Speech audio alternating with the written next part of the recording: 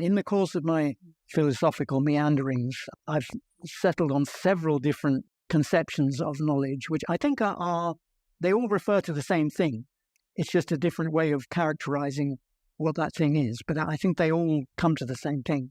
What I've recently found most helpful, thanks to constructor theory, is that knowledge is a form of information which is necessary for a physical transformation.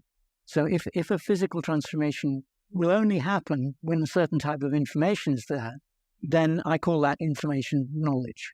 And that nicely focuses on the knowledge in genes and the knowledge in ideas. And there's other knowledge which is stored knowledge, like in computers or books.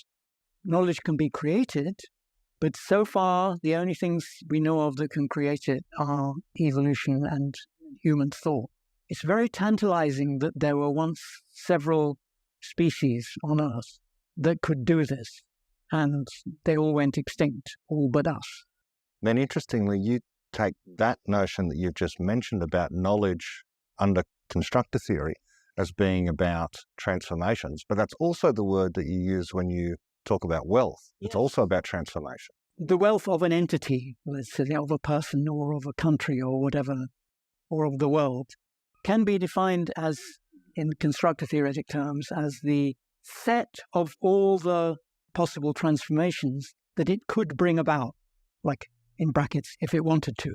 It's never going to bring about all those because they're exponentially more or exponentially too many of them. It has to have the right problems. And if it has the right problems, then it can use the knowledge plus the physical assets that it has to cause physical transformations. Good point. If it had the right problems and the right solutions, then it grows wealth. And if in the process it has to make more creative leaps to do so, it grows knowledge, which also grows wealth. Yes, well, that is true, yes. So one thing that this stresses is that wealth can't be quantified as a number. Wealth is a set of transformations.